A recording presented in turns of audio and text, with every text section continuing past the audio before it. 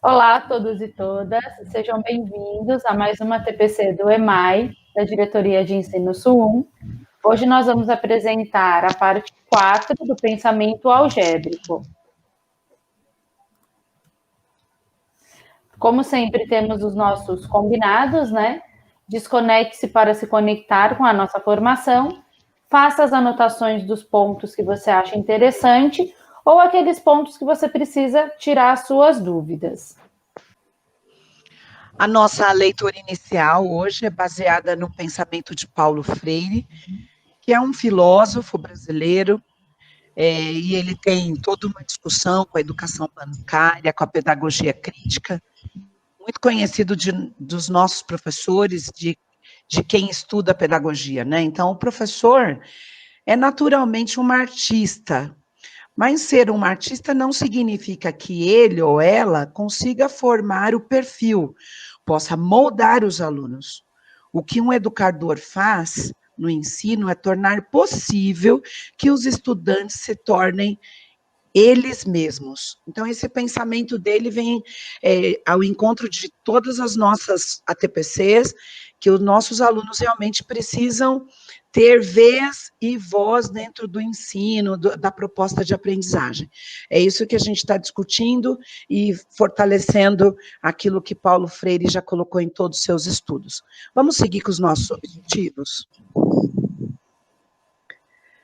Os nossos objetivos de hoje para a nossa formação e dando continuidade ao pensamento algébrico são retomar as discussões sobre o pensamento algébrico, ampliar algumas discussões sobre a unidade temática álgebra proposta no currículo paulista no 3º ano, discutir a unidade temática álgebra do currículo paulista para o 4º e 5º ano, e exemplificar possibilidades reais e concretas para o ensino da matemática.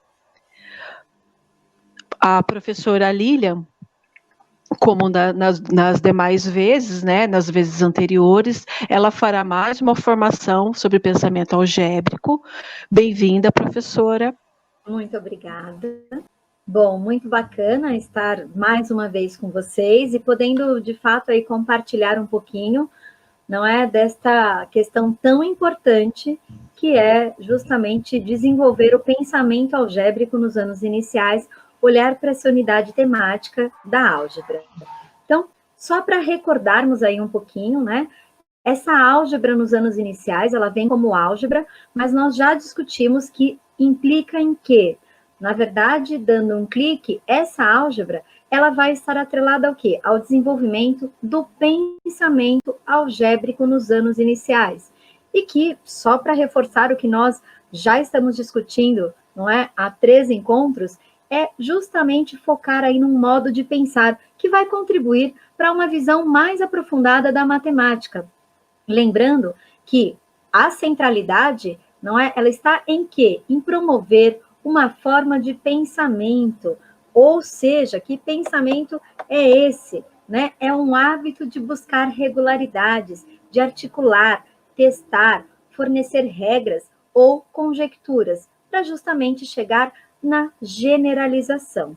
Então, eu acredito que isso, para todo mundo, já é um ponto, como a gente brinca, não é pacífico, e muito bacana mesmo ter aí vocês novamente nessas discussões. Então, para ampliarmos aí um pouquinho, eu trouxe algo que é bem importante, nós já falamos, mas eu acredito que também é muito bom termos aí o respaldo destes pesquisadores, que vão falar um pouquinho sobre essa álgebra nos anos iniciais, na ideia de que, para desenvolvermos essa álgebra, antes nós, enquanto professores, também precisamos aprender a pensar algebricamente. Então, por exemplo, a Canavarro, ela vai dizer o quê? Que o pensamento algébrico é uma atividade na qual o professor precisa também se envolver. Daí a necessidade desse desenvolvimento de hábitos da mente, né? E o que não pode incidir apenas, não é, nos alunos. Ele deve necessariamente instalar-se e expandir nos professores. Então, nessa concepção de que começa conosco. Também, Britt e Rin vão confirmar essas ideias, né? e afirmam aí que os professores eles precisam, de fato, desenvolver as suas próprias habilidades de pensamento algébrico para, então, poder ensinar e propiciar aí as melhores oportunidades aos estudantes. Essa é uma brasileira, a Márcia Cirino, e a Oliveira é portuguesa, afirmam que a capacidade de os professores identificarem diferentes tipos de pensamento algébrico é, sim, uma condição necessária para que esses professores possam, de fato, ali explorá-los nos momentos de trabalho em sala de aula, junto aos estudantes. E também Ponte e Branco vão apontar aí que antes de promover o pensamento algébrico nas salas de aulas, os professores têm de desenvolver uma compreensão pessoal sobre o que significa pensar algebricamente. Então, os professores, eles precisam aí de experiências variadas que possibilitem hipóteses pessoais de identificação, de variação, representação e generalizações. Daí também a grande importância, não é, de nós, enquanto professores, mantermos essa sequência aí, né, que para alguns pode parecer, nossa, mas 4 encontros, sim, com certeza 4 encontros, e nos respaldamos, inclusive, nestes estudos, para justamente nós, enquanto professores, e sobretudo porque é uma unidade temática nova, num currículo geral, não é? E que é para o Brasil inteiro, mas focando aqui no nosso currículo paulista, nós, enquanto professores, precisamos, sim, de boas oportunidades para também aprendermos a pensar algebricamente, para que, então, possamos cada vez mais e melhor desenvolver, não é, essa habilidade tão importante nos nossos estudantes. Então, no próximo slide, nós temos aí, e isso também faz parte lá da minha pesquisa, então, na página 58, tem justamente essa parte, né, que é um resumo. Antes de desenvolver o pensamento algébrico nos estudantes, os professores precisam saber solucionar questões referentes ao pensamento algébrico, né? Esse PA, de maneira tal que seja ele mesmo capaz de fazer conjecturas, generalizações, justificativas de seus percursos de pensamento, construindo a compreensão do que faz, por que faz e como faz. Então, acredito que, com certeza, temos aí, não é, uma série de justificativas que respaldam as nossas escolhas, inclusive de manter e continuar essa formação, não é, passando aí, transitando por todos os anos, né, dos anos iniciais, do 1º ao 5º ano. Então, nós trouxemos aí como terminamos as discussões passadas, onde essa aluna, Maria Fernanda, ela expõe claramente algo que eu tenho certeza, porque eu também discuti com as colegas lá do Reducino, vocês devem ter visto e ficado também, assim como eu e os demais, maravilhados mesmo com essa menina de apenas 8 anos, não é? Fazendo aí todas essas relações, pensando algebricamente ao explicar e justificar. E até algo que a gente precisa sempre retomar, muito provavelmente, a maior parte de nós professores, em nossas formações lá nos anos iniciais, e mesmo na formação da graduação, a formação inicial, né, fazendo ali pedagogia, certamente nós nunca fomos convidados a pensar algebricamente, a olhar para essas relações. E quando nós vemos aí uma criança bem pequena, andando dessa maneira, explicando, justificando e generalizando, eu acredito que seja um ponto pacífico de que, sim, é possível desenvolver o pensamento algébrico desde os anos iniciais. Eu trago também mais uma possibilidade aí para a sala de aula, aonde tem trocas de dinheiro, também foi uma tarefa. Parte dessa tarefa, eu já ministrei uma aula também lá para o 2º ano e 3º ano no Centro de Mídias, então, aonde tinha uma questão nessa tarefa, né? A mesada de Carolina e João. Carolina e João recebem dinheiro de sua avó mensalmente. No mês de setembro, Carolina ganhou uma cédula de R$2, 3 cédulas de R$5 e uma cédula de R$10.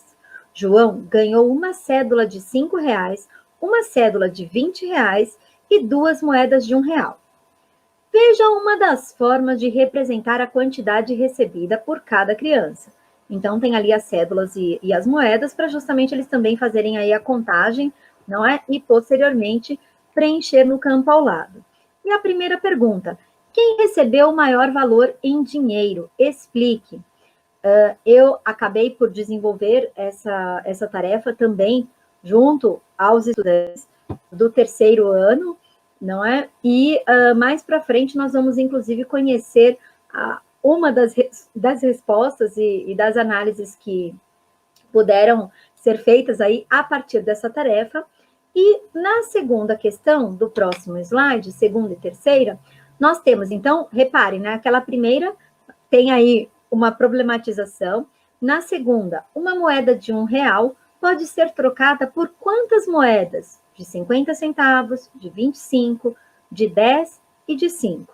E depois, no 3, João quer trocar sua menor cédula por moedas. Quantas moedas ele teria se trocasse por moedas de R$1, 50 centavos, 25 centavos, 10 centavos e 5 centavos? Explique como chegou ao resultado e registre como pensou. Então, no próximo slide, nós vamos dar aí para vocês uns 5 minutinhos para que vocês discutam um pouquinho, se vocês conseguem, inclusive, perceber quais elementos do pensamento algébrico estão presentes aí, tanto na primeira questão, quanto na segunda, quanto na terceira, quais relações podem ser feitas a partir daí, e, inclusive, como vocês responderiam e que justificativas matemáticas, por exemplo, vocês dariam ali para o enfoque da questão 3, não é? Quantas moedas ele teria se ele trocasse lá, não é, a cédula, que é a menor cédula, ele precisa identificar que é de R$5, por essas quantidades de moedas. Então, 5 minutinhos para vocês discutirem e, a seguir, vocês terão a oportunidade de ouvir ali uma das discussões que foi feita e uma das respostas que foi, de fato, dada por estudantes do terceiro ano, e nós voltamos a conversar.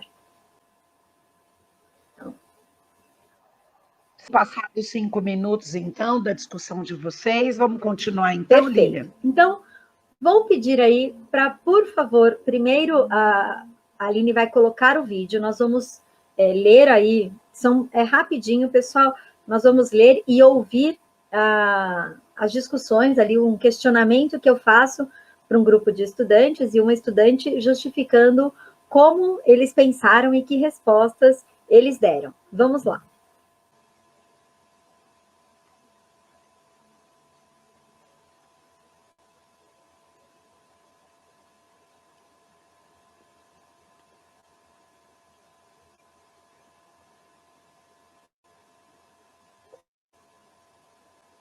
O que você fez dos 50 para os 100 de 5 centavos? Eu dupliquei de novo. Você duplicou? Por que você duplicou? Porque eu sei que se aqui deu 50, aqui tinha que dar 100, porque é metade de 10. Ótimo. Bom, como eu disse para vocês, né, o vídeo é bem curtinho, mas é possível observar que, primeiro, né, ali naquela primeira questão, aonde eu tinha cédulas e moedas diferentes, eu precisava e eu estava estabelecendo justamente uma questão de equivalência entre valores, porque ambas as crianças receberam R$27 ou a mesma quantidade. Então, até explorando, não é? Aquilo que nós vimos que eu poderia colocar 2 mais 5 mais 5 mais 5 mais 10 é igual a 5 mais 20 mais 1 mais 1. E que isso também eu poderia colocar lá no final, que resulta em 27 igual a 27. Então, lembrando aí sempre de explorar essa equivalência e dizendo, olha, são valores equivalentes, a quantidade é equivalente, ainda que seja escrita de maneiras diferentes. Na questão 2, aí, a grande discussão estava justamente em olhar para essa equivalência menor, né, de R$1. Então, eles estavam a encontrar também equivalências. E no exercício 3, que era o desafio maior, justamente porque eles tinham que fazer esse comparativo a R$ 5. Então, alguns, rapidamente, não é? A moeda de R$ 1 é muito simples. R$ 5, 5 moedas. E como que isso fica? Será que todos percebem essa ideia de que eu vou ter, não é, de 50 centavos para R$ 1, por exemplo, o dobro da quantidade de moedas? E assim sucessivamente. Então, quando a menina faz, e eles falam, a gente não calculou. Vocês não calcularam todos e por quê? E aí ela dá a justificativa matemática, não é? O que você fez aqui? Você foi contando? Porque o primeiro ela disse que ela foi contando até dar R$ 1, e ela viu que eram só 10 moedas já no exercício 2, então ela só multiplicou por 5. E aí ela faz justamente essa análise, não é? De 10 centavos para 5 centavos, ela percebeu o quê? Que um era o dobro do outro. Então, ela até fala, né? Eu dupliquei, porque ela faz essa relação entre dobros e metades. Então, sim, nós podemos também verificar que há fortes indícios aí de que ela também estava a pensar algebricamente, porque ela estabeleceu relações e ela foi usando essas relações de equivalência para responder a essa questão.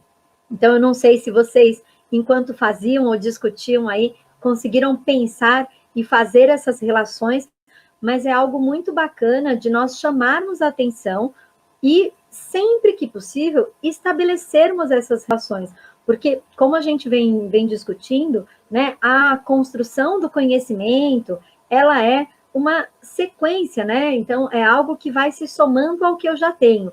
E, gente, ainda que os alunos, os estudantes, alunos e alunas, sejam capazes de pensar algebricamente, eles não farão isso com naturalidade se nós, anteriormente, não formos ali aguçando o olhar, trazendo a discussão, mobilizando, não é, os conhecimentos que eles já têm para que eles possam avançar e, a partir daí, não é, pensar cada vez mais e melhor algebricamente, e não só algebricamente, mas focando aqui no campo do pensamento algébrico para os anos iniciais, para que eles possam estabelecer essas conexões e cada vez aprofundar e aprimorar o olhar até que vire de fato um hábito da mente fazer buscar esses padrões, essas regularidades e fazer as generalizações como ela estava a fazer no exercício.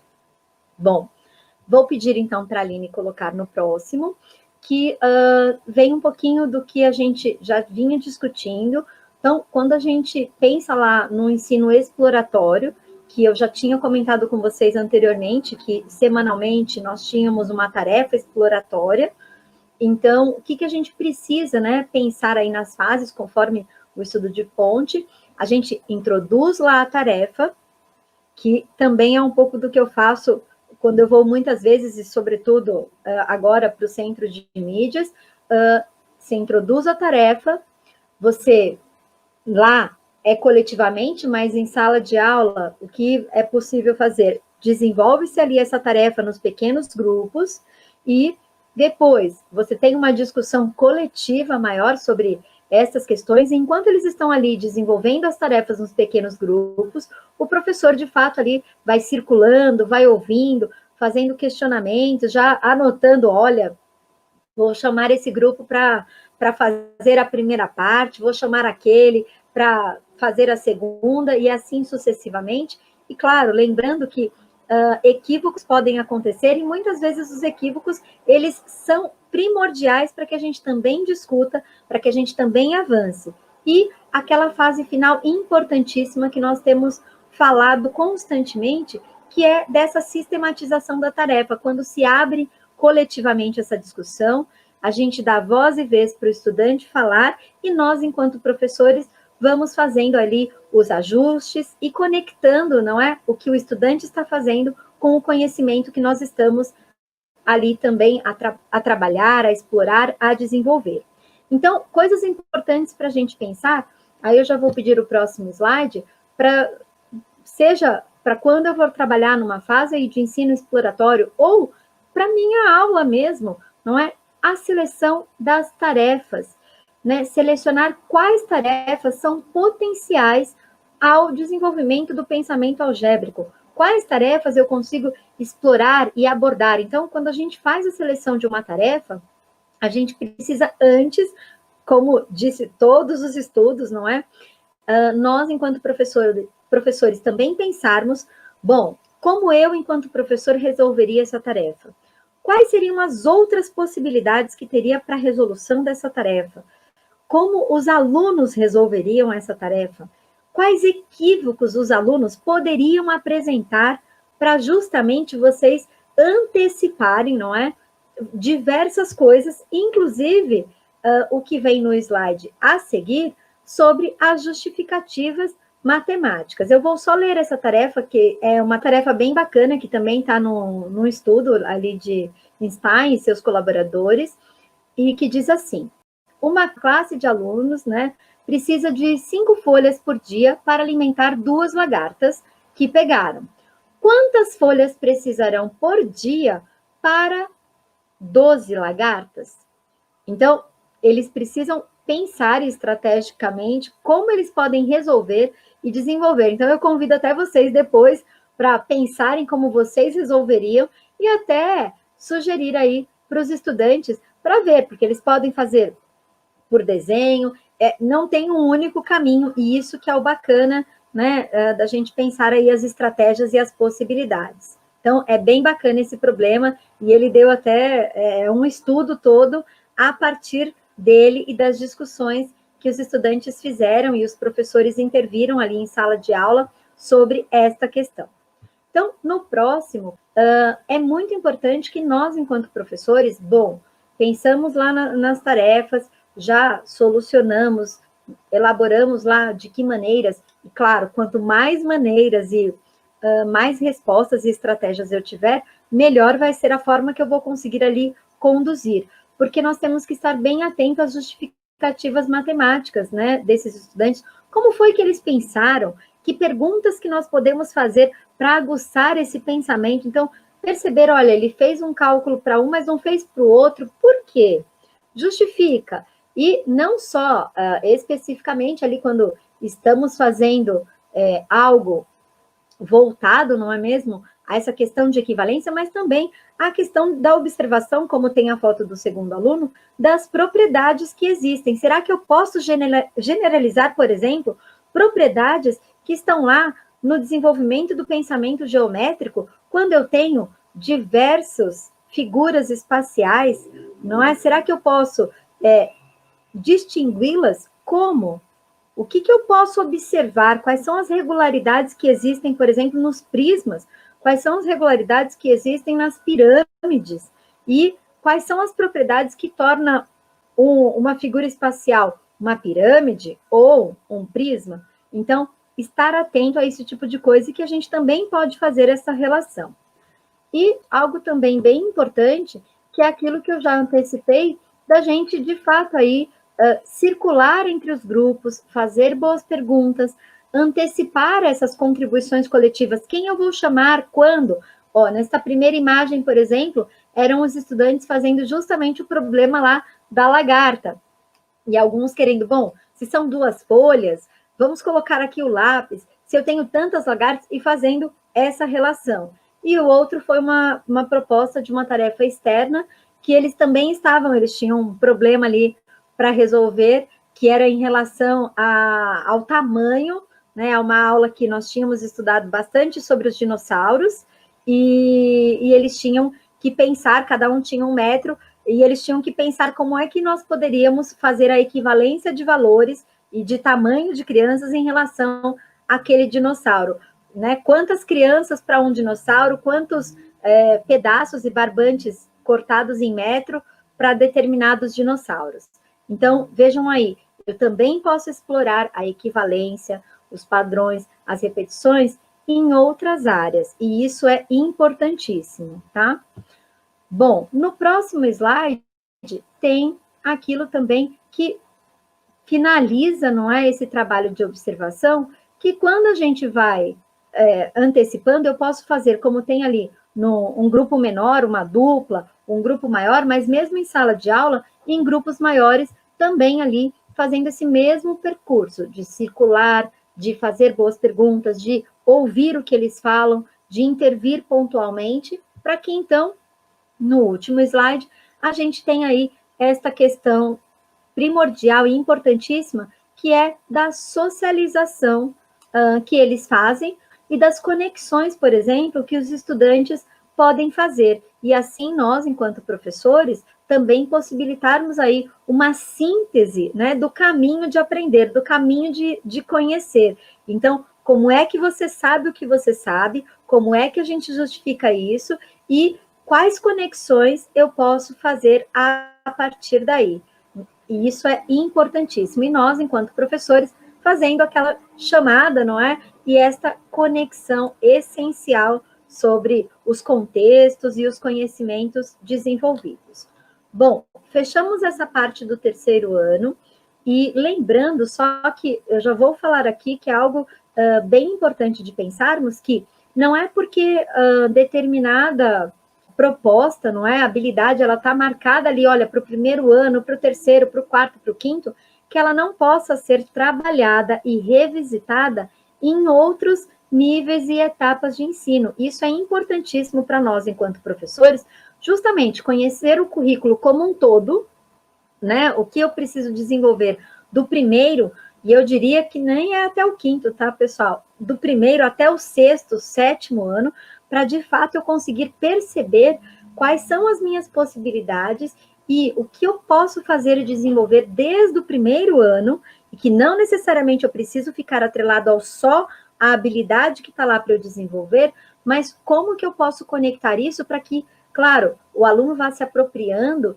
e tendo maiores possibilidades no decorrer das etapas de ensino. Então, algo que foi pensado lá para o quinto ano, eu também posso fazer, claro, gente, adaptado aqui no segundo ano, no terceiro ano, como foram os exemplos que eu já trouxe e que nós já discutimos aí anteriormente.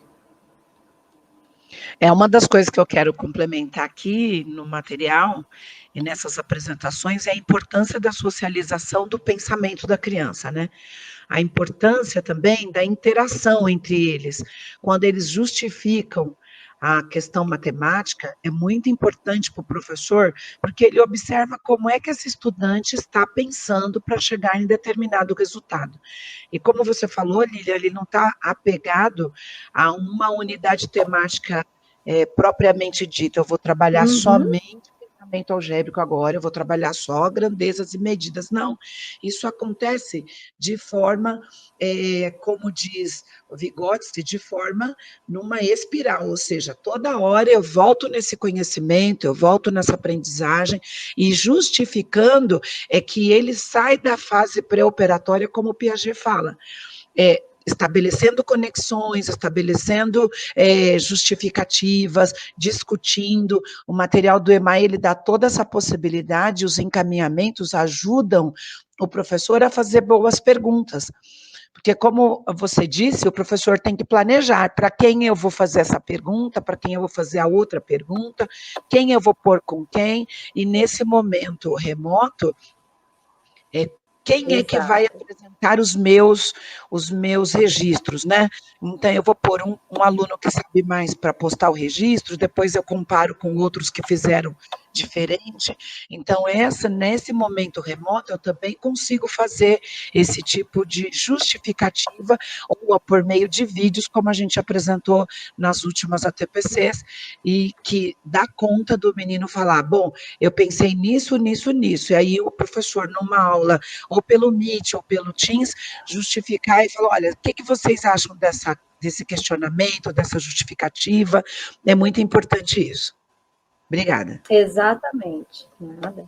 Eu acho que sim, Cláudia, é essencial, e nós reforçamos, né, a Natália, a Aline, você mesma, já discutimos isso anteriormente, e eu acho que fica cada vez mais claro o quanto de alcance os próprios estudantes vão tendo a oportunidade de ter e fazer quando eles ganham vez e voz, inclusive para justificar se for o caso de que, olha, tem ali um equívoco. Então, como é que ele dá conta? E eu até comentei com as meninas lá do Reducino, que é isso, né? O nosso tempo aqui é curto, então a gente vai selecionando, mas, por exemplo, Eu tenho outros materiais que depois, em futuras formações que já estamos pensando, não é, meninas? Por futuros cursos aí, nós temos, inclusive, as crianças tendo essa possibilidade de serem questionadas quando elas estão lá falando o que elas pensaram, e a partir dos questionamentos, com equívocos, né, assim, que elas apresentaram, elas, a partir do questionamento do professor,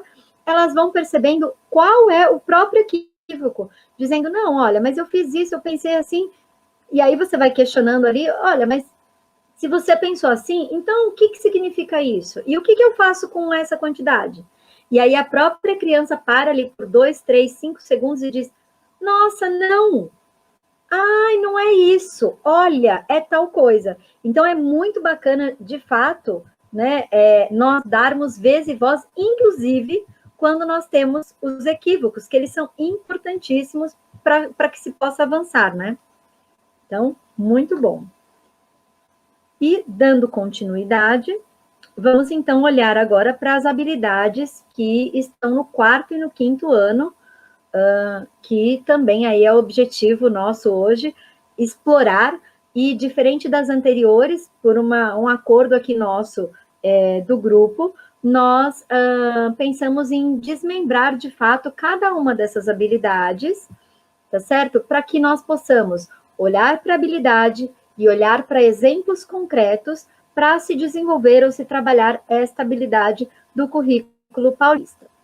Então, vamos agora para a leitura de cada uma dessas habilidades, não é? E dos objetos de conhecimento, tendo a oportunidade de, na sequência, conhecer algumas propostas que eu trago para a gente, de fato, ali olhar o que essa habilidade pede e uma das formas só, pessoal, uma forma da gente pensar, discutir e possibilitar aí para os estudantes, lembrando que nós temos agora no material do EMAI, já tínhamos algumas, temos novas propostas, então é sempre algo a mais para a gente acrescentar e poder, assim, de fato, compartilhar e discutir com vocês. Então, vamos para a habilidade.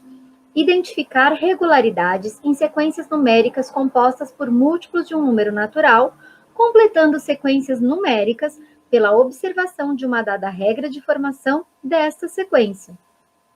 Objeto de conhecimento, sequência numérica recursiva formada por múltiplos de um número natural.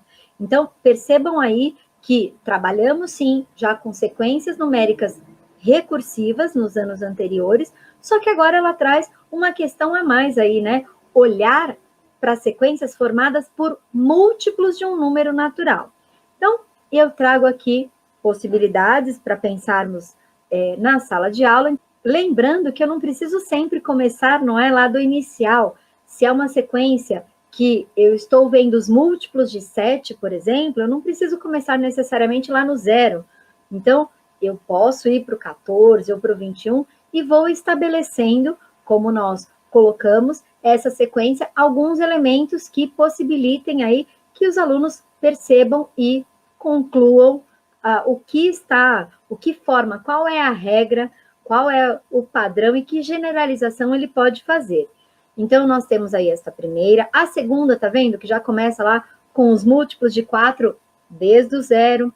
Uma próxima que começa com os múltiplos de 10, mas lá a partir do 110. Então, sugestões aí. Explorar. Qual quantidade ocupará a 10ª posição? E aí eu posso escolher de cada uma, eu posso ir fazendo essas perguntas para cada uma das sequências que eu proponho. Eu não preciso dar 3, 4, 5 de uma vez. É bem importante que, ao contrário, eu posso dar uma e todos esses questionamentos para que os estudantes possam perceber o que eles precisam olhar, que regras eles podem, inclusive, assim, formular a partir daí, que generalizações, que conclusões, que relações eles podem estabelecer. Então, tem lá, olha, qual quantidade ocupará a 10ª posição?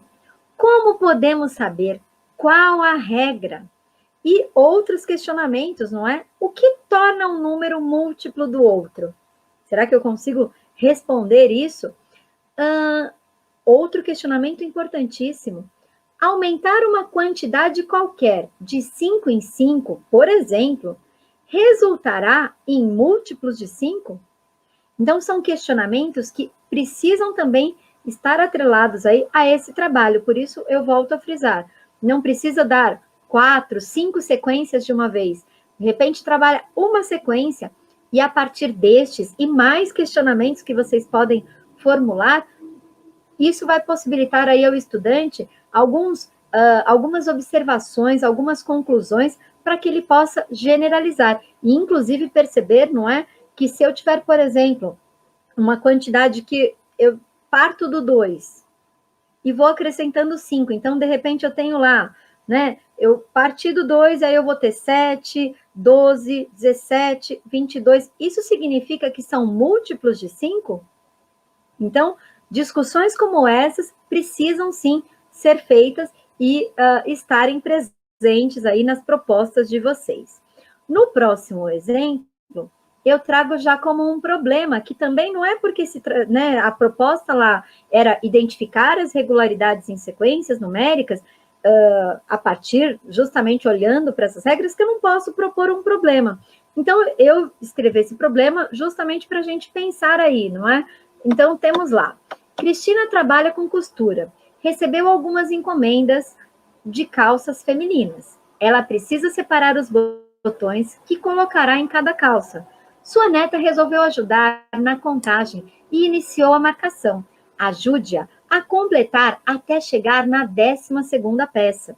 Então, reparem, nesse caso, inclusive, os estudantes precisam observar a imagem para perceber, nossa, mas por que começa do 5?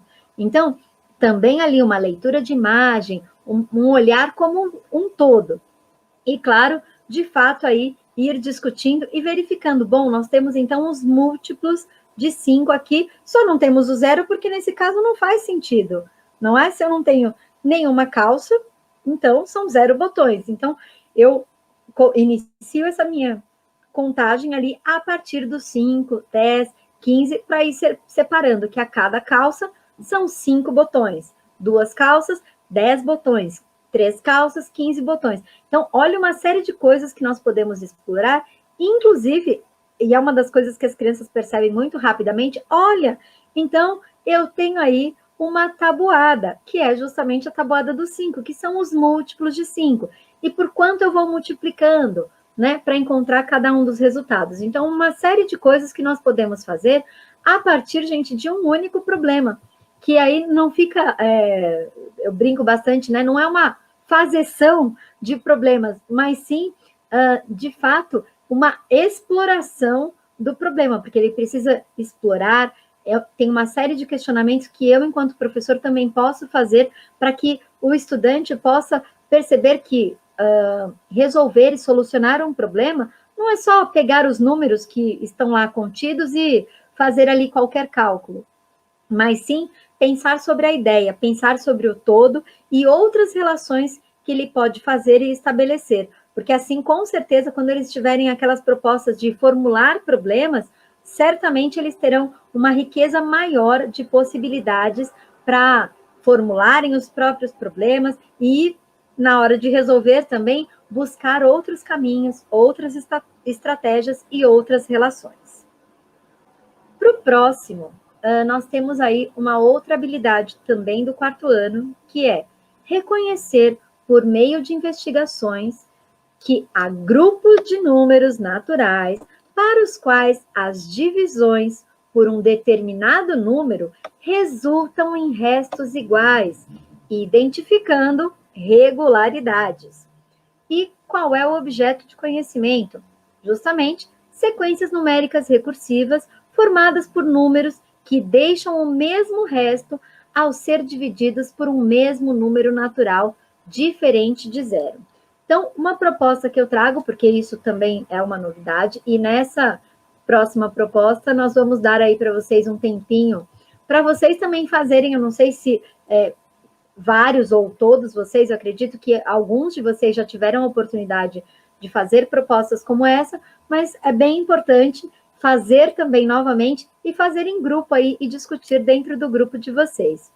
Então, a proposta diz assim: ao dividirmos cada um dos elementos da sequência de múltiplos abaixo pelo número que a originou, o que acontece com o resto? Expliquem. façam uma divisão e anotem o resto nos quadrinhos, nos quadradinhos. Então, vocês têm aí os múltiplos de 2, nós temos 2, 4, 6, 8, 10, 12, e poderia ser sucessivamente. Reparem ali, não é que continua. Então, o que vocês precisam fazer, que é uma primeira coisa também que os estudantes precisam ter muito claro. Bom, então o que eu vou fazer? Olha, eu preciso dividir, não é? Os múltiplos aí pelo número que o originou. Nesse caso, é o 2. Então, 3 minutinhos aí para vocês fazerem e resolverem.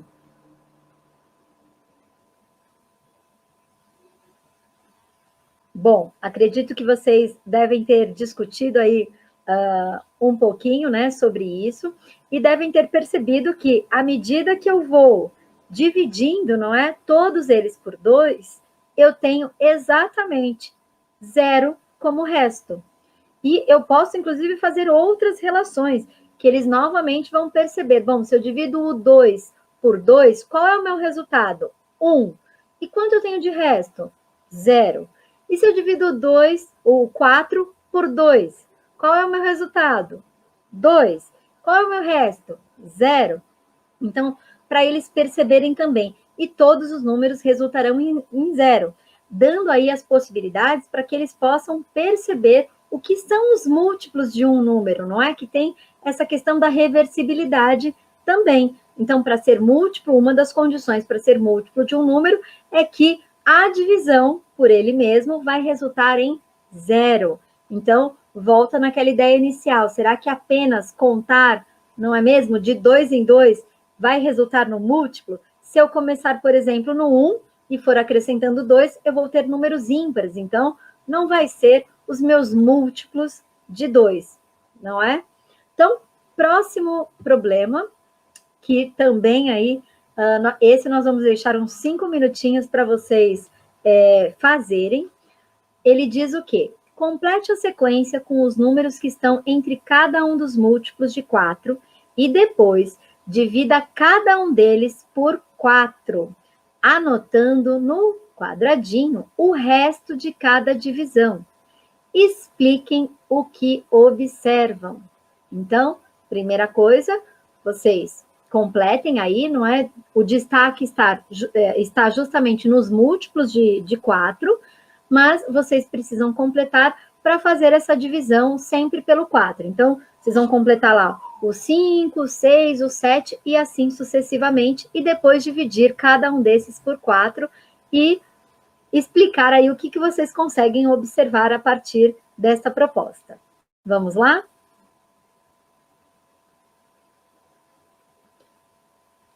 Bom, dado o tempo, acredito que todos vocês fizeram, alguns até pode ser que já tenham feito, outros devem ter dado um pouco de risada e, nossa, não tinha observado, não tinha percebido, nunca parei para olhar essa sequência dessa maneira, né? E certamente o que vocês encontraram é que cada vez que eu vou fazendo isso, eu encontro como resultado o resto dessa divisão sempre 1, 2, 3, 1, 2, 3, 1, 2, 3 nos intervalos. Então, eu tenho aí novamente, não é?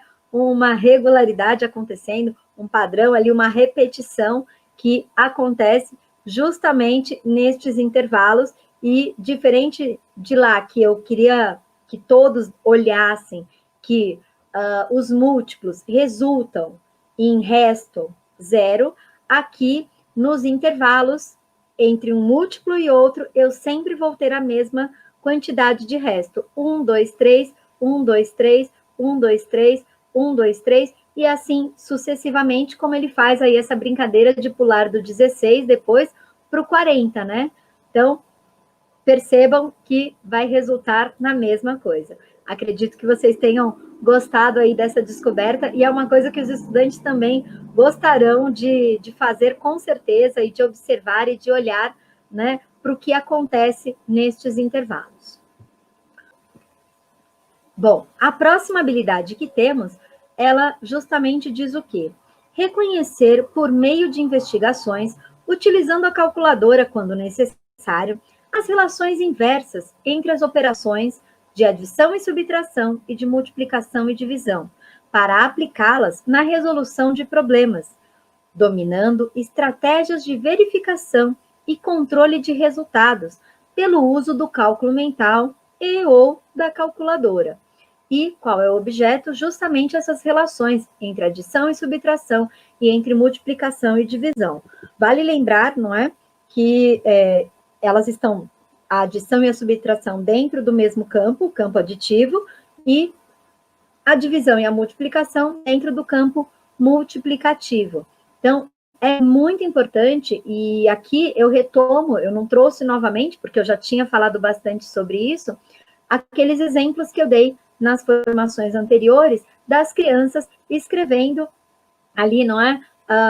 Diferentes maneiras, e lá na multiplicação, quando eles já estão no terceiro ano, eu justamente já trago as ideias iniciais dessa reversibilidade, não é? De olhar para as operações inversas e justamente olhar, bom, se eu multiplico de repente, dois termos, e vai dar uma quantidade, se eu pegar essa minha quantidade e dividir pelo primeiro termo, eu encontro o segundo. Se eu pegar essa quantidade e dividir pelo segundo termo, eu encontro o primeiro, para que eles também comecem a perceber essa ideia de reversibilidade. E eu trouxe a seguir justamente dois exemplos aí, né? Um primeiro exemplo, que foi trabalhado em uma aula, e que eu elaborei esse problema justamente lá para o CMSP, uma aula que foi ministrada ali, olha, no dia 25 de maio de 2020, nessa ideia. Então, Júlio descobriu em sua aula de ciências naturais que as borboletas dependem da energia do sol captada por suas asas para conseguirem voar. Quando foi ao parque, observou que cada borboleta tem 6 patas, como os demais insetos. Olhando para o canteiro de flores, ele contou 48 patas ao todo. Quantas borboletas ele viu? Então, justamente, se estudantes, não é, passam a desenvolver essa habilidade de reconhecer que estão dentro do mesmo campo, eles conseguem aplicar na resolução de problemas, porque muito naturalmente as crianças podem ter ali essa dificuldade inicial, como inclusive mostramos em outros problemas lá do terceiro ano, em AAP ou mesmo no EMAI, de olhar direto para uma divisão, mas eles conseguem facilmente pensar, bom, que número vezes 6 resultou em 48? Então, 6 vezes esse número também vai dar 48. Dificilmente uma criança de imediato vai pensar em fazer essa divisão. Então, quando eu trabalho essas operações inversas, muitas vezes, e dentro do natural e do cotidiano, eu vou possibilitando aí que quando o estudante pense na estratégia de um problema, ele possa claramente utilizar, né, mais do que dizer, bom, é isso ou é aquilo, voltando para aquela questão mesmo de nomenclaturas, ele vai conseguir fazer uso. Então, um próximo problema que tem foi uma aula ministrada, e olha só, também para uma outra série lá no CMSP, olhando agora para adição e para subtração. Então, Chapeuzinho Branco, depois de ganhar um novo pai e adotar o lobo como animal de estimação, começou a colecionar flores exóticas da floresta. Ela conseguiu coletar a semente de 34 e ganhou do lobo algumas, ficando com 57 no total. Quantas sementes o lobo lhe deu de presente? Para seguir para a próxima pista, ajude-a a descobrir. Essa foi uma aula que eu ministrei para o terceiro ano, por isso que tem aí a Chapeuzinho Branco, porque eu fiz justamente um caça ao tesouro, atrelando aí os contos que aparecem no próprio livro do EMAI, Ler e Escrever. Então, nessa perspectiva de que muitas vezes, não é, a gente olha, leria, a gente poderia facilmente olhar para o problema e dizer, bom, é só subtrair, mas será que eu não posso adicionar? Para muitas crianças, a subtração é algo extremamente problemático ali, não é? Difícil de pensar. Então, será que eu não posso adicionar, já que estão dentro do mesmo campo? Então, eu parto lá do meu 34 e eu vou adicionando até chegar no meu 57, pensando que eu posso fazer, por exemplo, de 10 em 10, já percebendo o que acontece quando eu adiciono 10, uma dezena, a determinada quantidade, que eu só vou alterar as minhas dezenas e eu não altero as unidades, e depois ali fazendo os ajustes e vendo quanto eu preciso para chegar na quantidade final. E até muitas vezes fazendo o caminho inverso. Bom, então vamos ver se é isso mesmo? E se eu fizer pela subtração, o que modifica? Para onde vai? Será que eu encontro estes números todos que eu encontrei aqui, que eu fui adicionando? Será que ele aparece em algum lugar? Aonde ele aparece? Ah, então ele vai estar ali no meu resto, né? Na quantidade que eu preciso chegar. Então, é muito importante fazer esse caminho de reversibilidade e, claro, como está apontado aí no próprio currículo. Uma outra habilidade é de reconhecer e mostrar, por meio de exemplos, que a relação de igualdade existente entre dois termos permanece quando se adiciona ou se subtrai um mesmo número a cada um desses termos, nessa ideia do objeto de conhecimento ser justamente a propriedade da igualdade.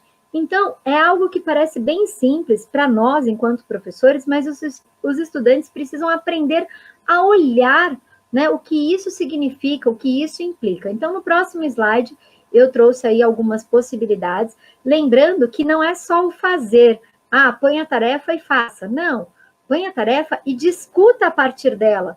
Ouça o que os estudantes têm a dizer, diga também, coloque lá perguntas, se ele observa o que acontece, e se ele, para manter, não é, o equilíbrio, para manter a equivalência entre os dois lados do sinal de igual, o que é que eu preciso fazer? Se eu coloquei, por exemplo, aí 2, se eu adicionei 2, né, ao primeiro termo, o que eu preciso fazer no segundo? E se eu subtrair 2 do primeiro termo do que está antes do sinal de igualdade, o que é que eu preciso fazer depois?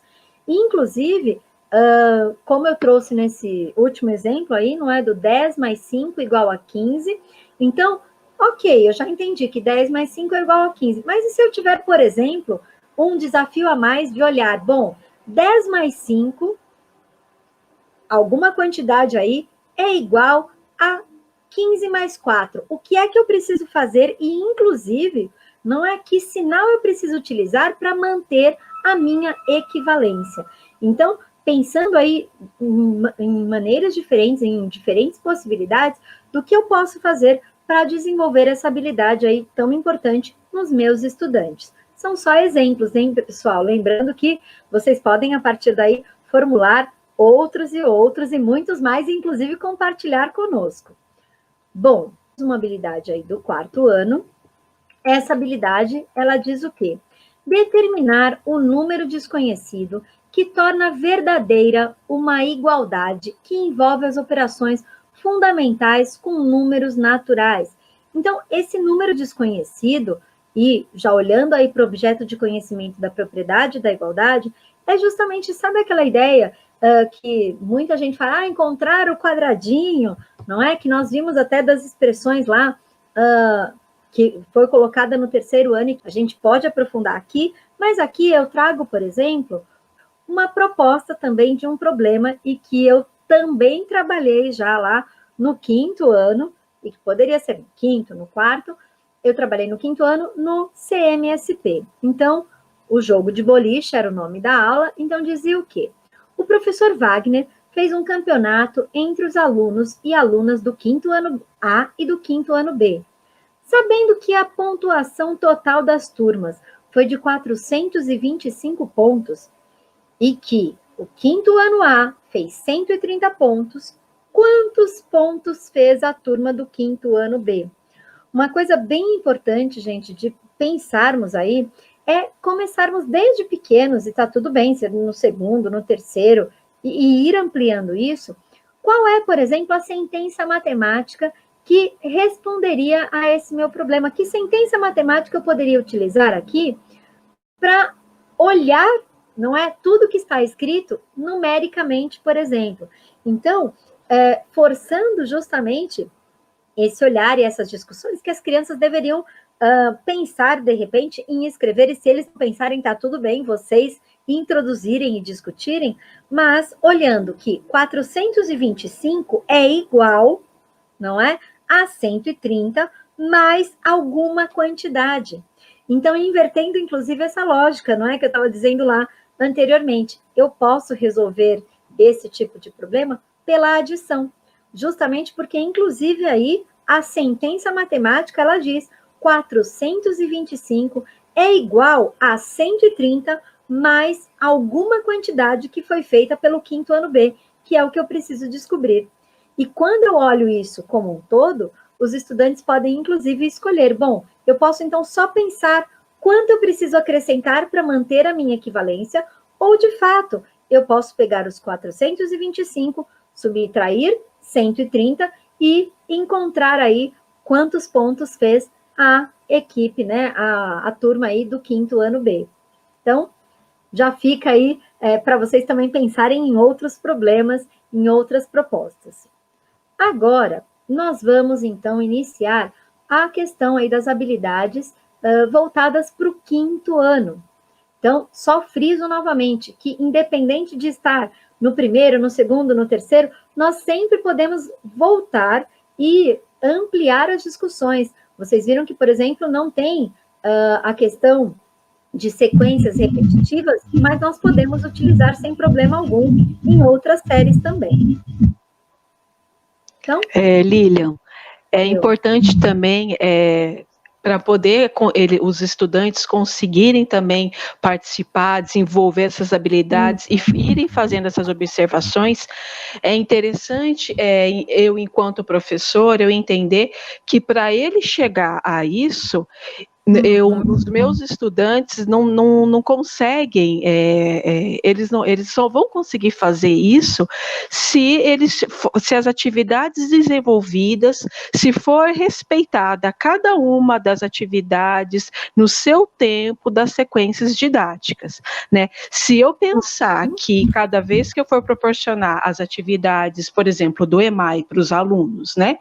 Eu fazer isso em blocos, por exemplo, eu sigo a sequência inteira, por exemplo, a sequência inteira 5, se eu fizer tudo isso de uma vez, dificilmente o meu estudante, ele vai entender aquilo que está sendo proposto para ele, ele vai conseguir pegar o sentido de realizar aquela atividade, entendeu? Então, para chegar a ter esse desenvolvimento, para ele conseguir ter essa compreensão, observar, inclusive, que retomar os conteúdos já trabalhados e conseguir fazer essa sequência no pensamento e concluir tudo isso que em cada uma das atividades, né, e dos assuntos que estão sendo tratados, é muito importante eu entender que isso tudo é um processo, tá? E eu não posso simplesmente fazer isso em blocos, de uma só vez, entendeu? Eu preciso respeitar esse processo e obedecer essas sequências e as etapas. Proporcionar atividades, sequências didáticas do EMAI de uma só vez para os meus estudantes realizarem, eu não vou conseguir que eles tenham essa percepção, eu não vou conseguir essa compreensão deles, esse desenvolvimento necessário para chegar lá no quarto, no quinto ano, eles conseguirem realizar as atividades. Exatamente, muito bem explanado, Natália. Eu acho que fica de novo aí essa discussão e essa proposta para nós, enquanto professores, pensarmos juntos na importância de olhar que não é fazer uma sequência inteira que em uma semana, por exemplo, não é 2 que vai possibilitar ao meu estudante de fato desenvolver o pensamento algébrico, porque para virar um hábito da mente, e seja dentro, né, do pensamento algébrico, do pensamento geométrico, do numérico, gente, seja qual for a unidade temática, é preciso repensar sobre isso, não é? De fato ali explorar, dar vez e voz, ouvir, retomar quando for preciso. Isso é fundamental, Natália, excelente, fundamental. Como você vai entrar no quinto ano, a gente vai observar um adendo que nós fizemos na última formação, quais são os verbos de cada habilidade, né? Então, você foi trazendo à tona que cada ano tem uma habilidade, e para cada habilidade tem uma ação a ser realizada pelo estudante, e aí o professor tem toda a atividade que vai desenvolver para essa ação. E é bem interessante, porque no primeiro ano, a habilidade está no foco de organizar e de escrever, ordenar. No segundo ano, a habilidade também está em organizar sequências numéricas. Quando chega no terceiro, a gente já muda o verbo, já vai para identificar regularidades, compreender a ideia de regularidades e de igualdade, reconhecer. Quando a gente chega no quarto ano, que você acabou de falar, é bem importante retomar, porque o quarto ano ele já apresenta uma possibilidade mais aprofundada dos meninos, o que dá conta de resolver situações, problemas pela investigação, né? Aí utilizando não a calculadora, mas, por exemplo, então, toda essa situação dos verbos da habilidade, ele dá conta do menino ir desenvolvendo aos poucos. Agora nós vamos chegar no quinto ano. Observem o verbo que nós vamos desenvolver com vocês aí. Exatamente, perfeito, Cláudia. E até voltando só nesse adendo, quando diz lá, né, na última habilidade que eu li do quarto ano, que diz determinar o número de desconhecido, reparem, quando a gente tem aquela sequência de expressões, ele precisa ali, de fato, determinar mais do que calcular, não é? Eles precisam dizer. E como você falou, a do quinto ano, ela já vem com esse complemento a mais. Então, é algo maior mesmo, para a gente repensar que a aprendizagem, ela é um processo. Então, ele diz lá, olha, concluir por meio de investigações que a relação de igualdade existente entre dois membros permanece ao adicionar, subtrair, multiplicar ou dividir cada um desses membros por um mesmo número para construir a noção de equivalência. E aí ele vai, de novo, lá no objeto de conhecimento, propriedades da igualdade e noção de equivalência. Então, vocês viram lá, nós fizemos isso, e lá no quarto ano tinha já o início dessas discussões, quando trazia, e aí eu trouxe exemplos de adição e subtração, só que lá no quarto ano era para reconhecer e mostrar o que é que acontece quando eu adiciono ou subtraio, ou o que eu preciso fazer. Aqui, justamente, eu preciso concluir o que é que acontece mesmo, e já adiciona, inclusive, a questão de multiplicação ou divisão, enquanto lá simplesmente tinha só a questão da adição e da subtração. Então, reparem que eu trouxe no próximo slide apenas exemplos aí para pensarmos. Então, se eu tenho lá uma adição, não é? De 24 é igual a 12 mais 12, o que eu posso pensar a partir daí? 24 vezes 1, se eu multiplico por 1, o que eu preciso fazer do outro lado? E, inclusive, eu coloquei esse parênteses para chamar a atenção, porque os alunos também precisam investigar. Será que faz diferença se eu coloco parênteses ou não? Se tem uma soma? Eles precisam saber. Nós, enquanto professores, sabemos que, nesse caso, como multiplicou por 1, ok, não faria diferença. Mas e se fosse por 2? O que é que eu teria que fazer primeiro? Né? Será que isso impacta?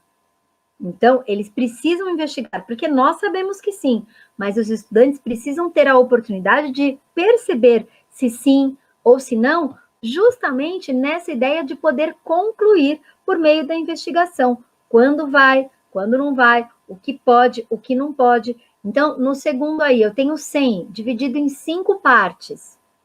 É equivalente a 50 mais 50 dividido em quantas partes?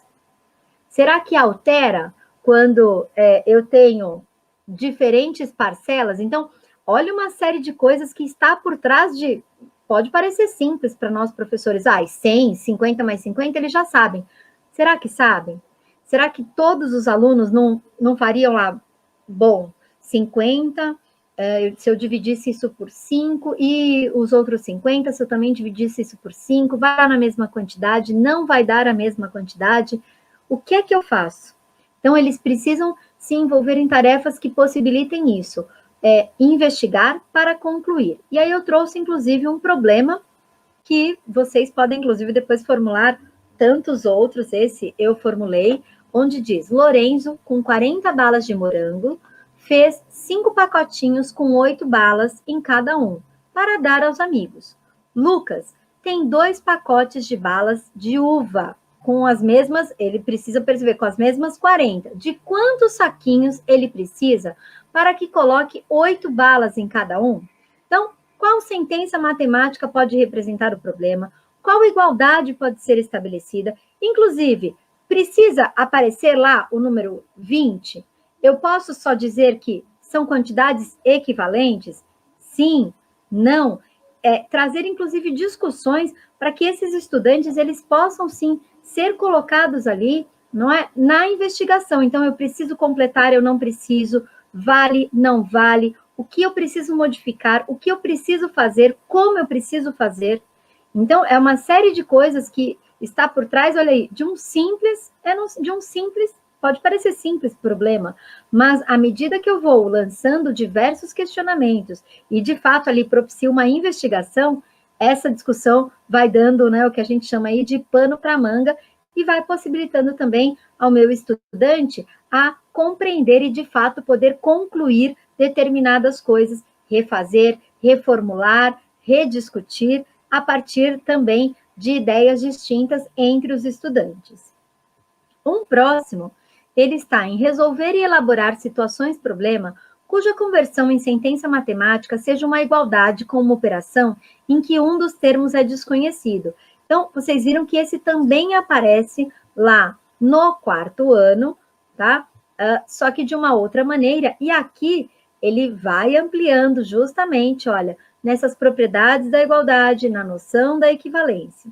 E eu trago como exemplo para vocês um problema que, uma tarefa bem bacana e que eu também apliquei, ela faz parte da minha pesquisa de mestrado e de alguns artigos que eu produzi, e ela também, eu levei para o CMSP em uma das aulas para o 5º ano e foi sensacional. Então, dizia o quê? A turma do 5º ano A foi dividida em 4 equipes para jogar boliche. Veja o placar que o professor Wagner conseguiu anotar das rodadas. Então, olha lá, pontuação das equipes do 5º ano A no jogo de boliche. Vocês percebem aí que tem as pontuações e que faltam elementos, faltam dados.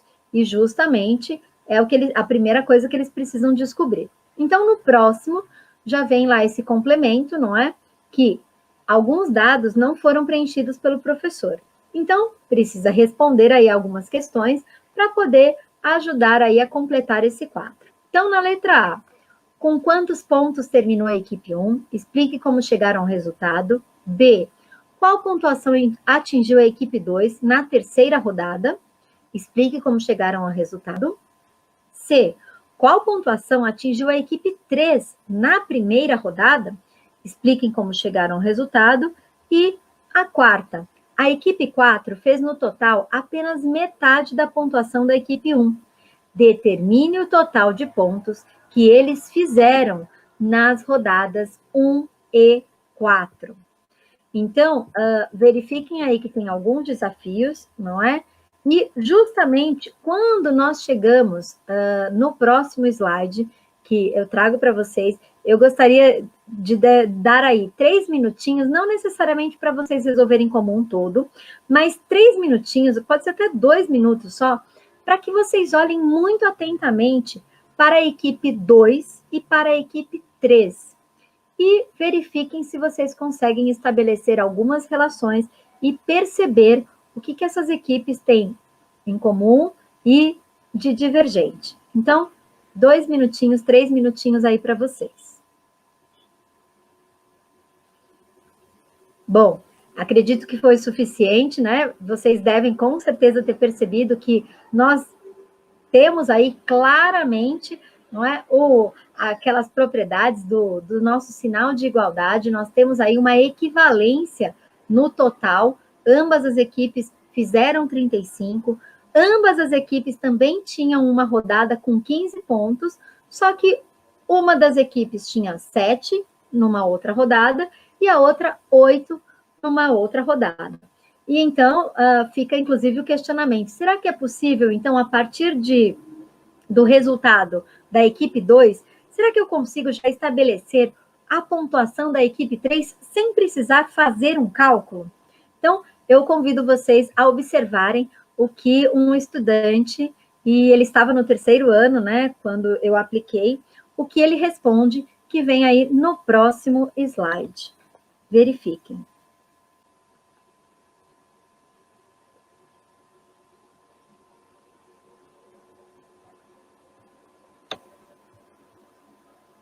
Eu percebi que aqui nessa linha aqui era os 15, o 7 e o 13. Aí embaixo eu tinha visto que era 15 e 8. Só que o meu amigo disse que era 13. Só que depois eu percebi que aqui era 7 e aqui era 8. Era só um a menos. Aí eu coloquei 12. Bom, pelas discussões, né, vocês devem ter visto aí que é fofo demais, inclusive, de ouvir, e ele faz justamente essa relação. Eles perceberam que os dois tinham 35, e aí ele fez o primeiro. Bom, ele já encontrou o resultado do primeiro, que era 13, e o amigo tinha falado para ele, olha, aqui também é 13, porque tá igual. E ele fala, não, se aqui é o 7 e aqui é o 8, se aqui eu tenho um a menos, não é? Aqui eu tenho um a mais, eu não preciso nem calcular, é só completar lá com o 12. Então, reparem que ele nem fez o cálculo. Muito bacana ver, de fato, aí essas relações que nós, à medida que vamos trabalhando, aguçando esse olhar dos estudantes, a gente também vai possibilitando e propiciando aí, não é? Que eles possam também estabelecer, pensar algebricamente e fazer as diversas relações e muitas vezes sem precisar calcular. Bom, o próximo é justamente também um problema que eu também é da minha pesquisa e que eu também levei lá para o CMSP numa aula de 5º ano, que aparentemente pode ser assim, bem simples, não é?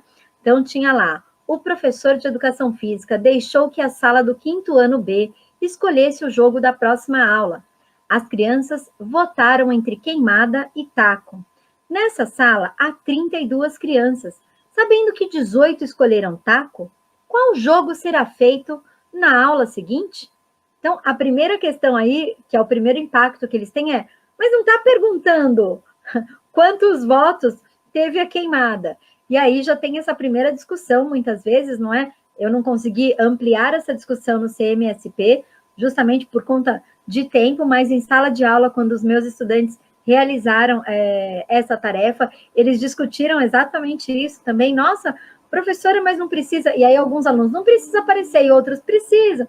E aí a gente vai adequando e discutindo, será que precisa, será que não?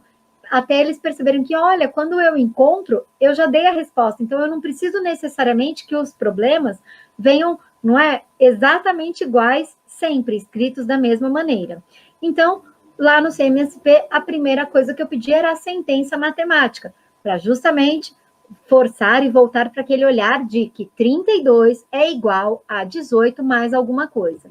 E a segunda proposta que eu fiz para os estudantes era perguntar, então, qual operação pode ser feita? Adição ou subtração? E eu indico que depois vocês até assistam essa aula, que foi muito, muito, muito bacana, e as crianças ficaram assim, nossa, eufóricas e felizes, porque eles começaram a colocar no chat, é adição, não, subtração, e muitos, adição, e muitos depois, subtração, subtração, subtração, para encontrar a diferença.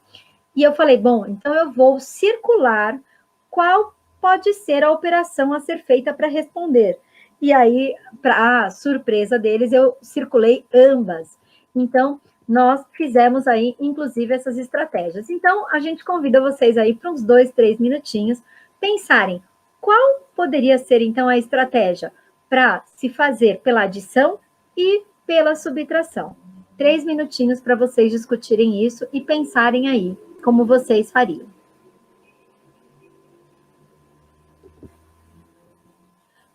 Bom, A proposta é justamente, não é uma provocação, um exercício aí da gente pensar que se está dentro do mesmo campo, e se eu olhar para a minha sentença matemática, eu posso adicionar quantidade ali ao 18 para chegar em 32, ou também posso fazer a operação inversa de tirar 32, não é? Tirar os 18 dos 32, e inclusive eu convido vocês de novo para assistir, porque eu gosto muito de uma forma de comparar as quantidades, que foi algo que deixou assim muitas crianças e professores até, não é, do lado de lá, muito felizes com uma nova estratégia para se pensar, inclusive, aí a subtração nessa comparação de valores.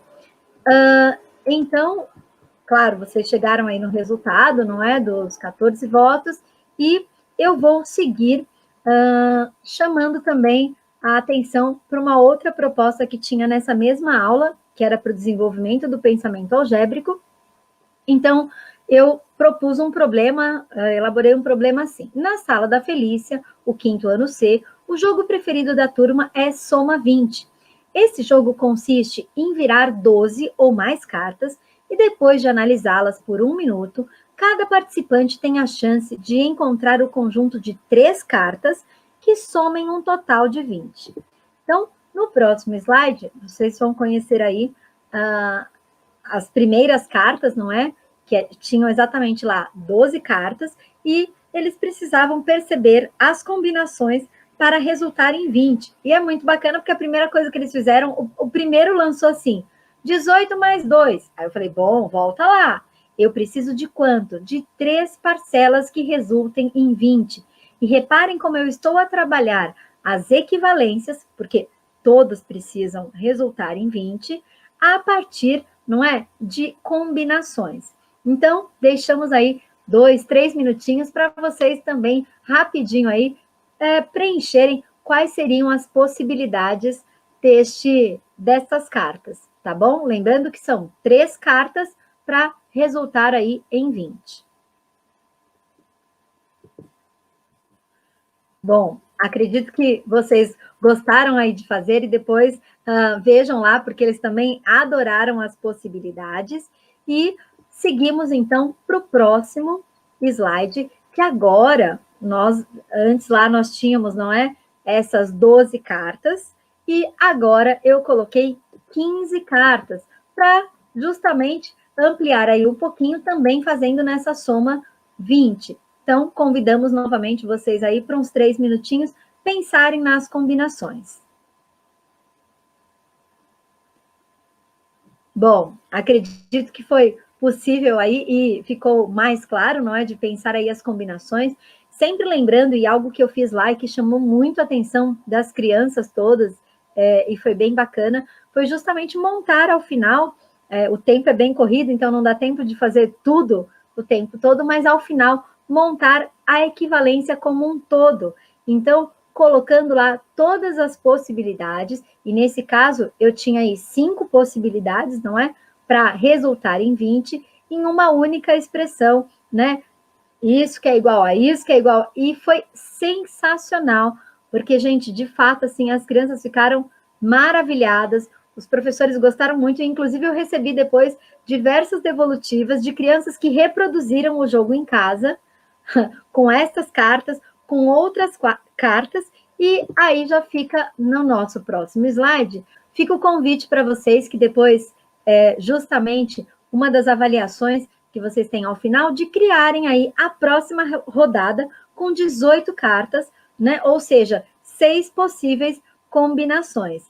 Então, 5 minutinhos aí para vocês fazerem, e depois, é claro, vocês podem, inclusive, pensar essa mesma proposta, esse jogo, ou outro jogo, porque pode ser soma 10, se for para primeiro, segundo ano, né? Soma 15, soma 18, soma 20, soma 21, vocês escolhem aí quais são as possibilidades que vocês têm. Então, bom trabalho aí pelos 5 minutinhos. Bom, bacana. Acredito que vocês se divertiram e posso garantir que os estudantes também.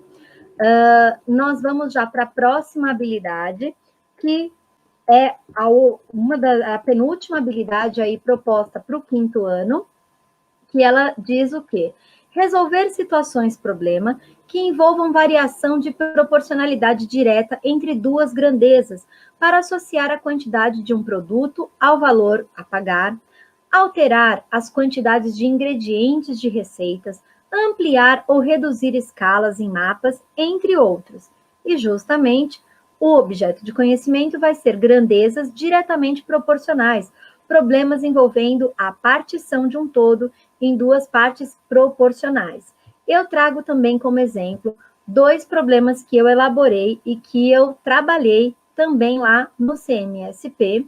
Então, no próximo, tem aí uma receita que é algo muito comum de cair nas avaliações e que as crianças muitas vezes se perdem nisso. Então, tinha lá, Bárbara adora fazer caldo verde. Para fazer uma porção de receita, ela usa 6 batatas, 10 folhas de couve, 2 dentes de alho, 1 colher de azeite, 1 linguiça calabresa, 3 pedaços de bacon. Caso ela precise fazer o triplo da porção, como ficaria a lista de ingredientes? Inclusive, reparem, eu deixei, não é, 2 campos, não é, 2 colunas posteriores, porque eu também posso pensar, e no dobro, como ficaria? Ou, vou direto para o triplo, e se eu quisesse dobrar essa minha receita já no triplo, como ficaria isso? Então, são diversas possibilidades que a gente pode fazer e que, de fato, ali é algo que os estudantes precisam entrar em contato para eles verem justamente, né, qual é o pensamento algébrico que está aí. Justamente essa proporcionalidade direta entre essas duas grandezas, não é? Entre o que tem uma receita e a proporção para dobrar a receita, triplificar a receita e assim sucessivamente. Inclusive, me recordo bem de um problema que sempre dá problema, não é, dos estudantes, que é justamente aquele que, bom, eu tenho uma quantidade de ovos para fazer, por exemplo, 2 receitas, eu uso 10 ovos. Quantos ovos eu vou precisar para fazer 5 receitas, 6 receitas? E que as crianças não percebem, não é, que eu estou a falar de 2 receitas, que são 10, então isso significa que uma receita são 5. Eu não posso sair multiplicando direto.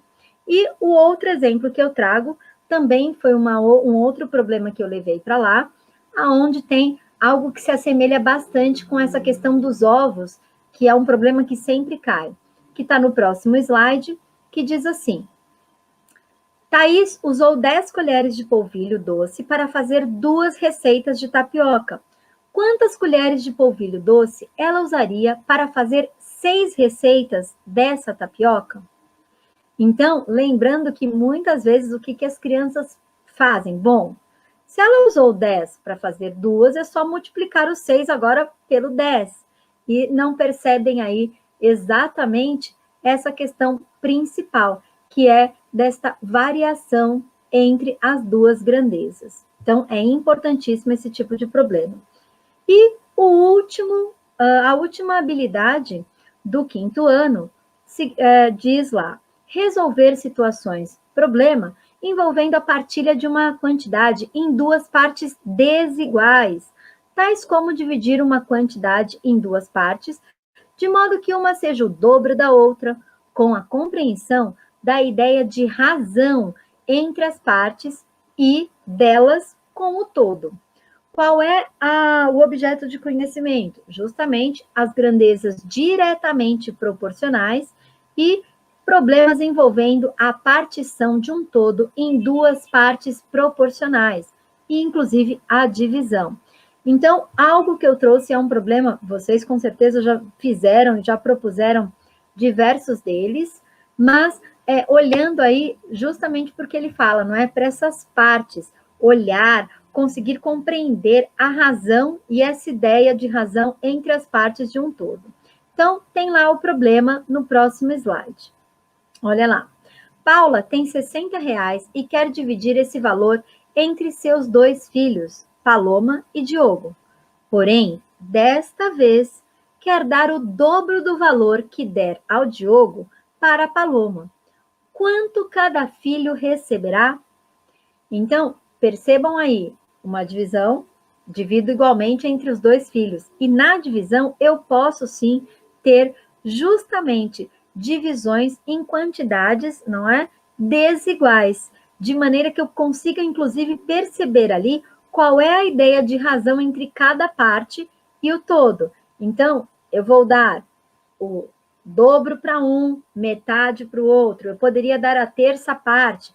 Então, pensar em problemas que possibilitem aí os estudantes discutir, não é? Justamente essa habilidade também importantíssima de pensar a divisão, não somente como uma partição ali, não é? Partir e igualmente entre cada um, mas nessa relação aí, nessa compreensão entre a razão e a proporção de partes desiguais também. E terminamos dessa forma de explorar todo o currículo, né, aí especificamente da unidade temática álgebra, que é a grande novidade, e acredito que por isso nós precisemos mesmo nos envolver, não só agora que terminou, mas continuar aí com essas discussões dentro cada um das suas escolas, mesmo entre escolas, porque é algo muito bacana e muito saudável que nós, enquanto professores da mesma categoria, possamos trocar mesmo, de repente, olha, agora nesse tempo de pandemia, trocar entre as salas, entre escolas, fazer de fato assim, olha, a turma do 4º ano A, da escola do Reducino, propôs um problema para a turma do 4º ano B, da escola X, Y, Z. Eu acho que é uma possibilidade muito bacana, inclusive para os estudantes poderem se debruçar aí em como elaborar um problema que outras crianças, não é, outra turma, possa ali resolver e dar esse feedback em uns para os outros. Poderia ser, inclusive, uma proposta aí, eu já deixo o convite para quem, de repente, quiser trabalhar aí de maneira, não é, compartilhada, de maneira colaborativa, já deixo o convite para que, de repente, possamos fazer uma parceria futura. E é isso, eu agradeço muitíssimo a oportunidade. Obrigada, Lilian, por mais uma formação, pelas explicações, pelos exemplos, por compartilhar conosco as suas aulas, as experiências, as suas pesquisas. E para nós concluirmos essa formação, é importante a gente perceber que essas formações, elas fazem parte de um estudo mais amplo da unidade temática, né?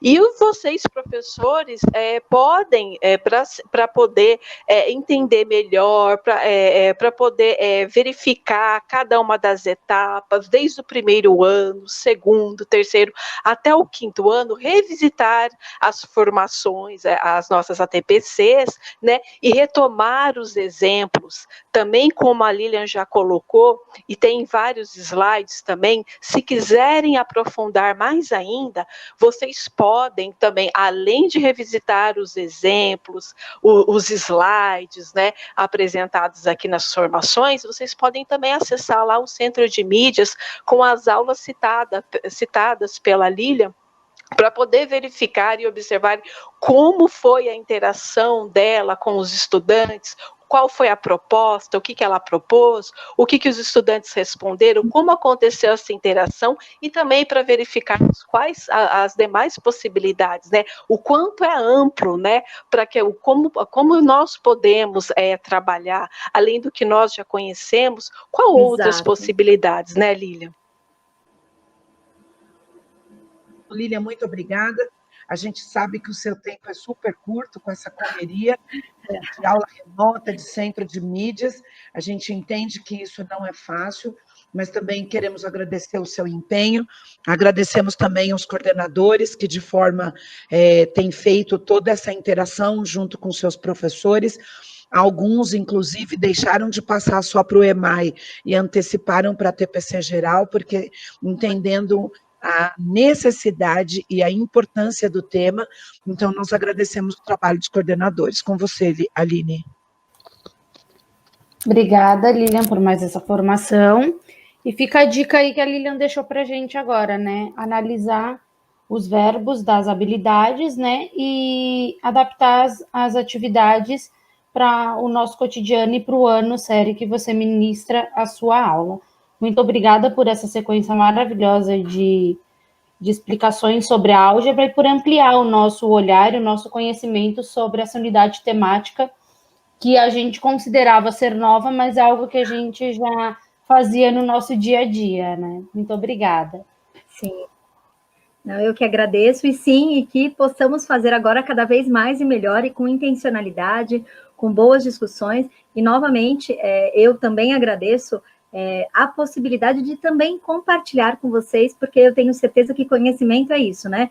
Quanto mais pessoas conhecem, mais possibilidades nós temos, de fato, aí, de transformar a educação, o ensino, a aprendizagem dos nossos estudantes da rede pública. Então, prazer enorme, e me coloco, sim, à disposição para continuarmos aí, de repente, com essas parcerias.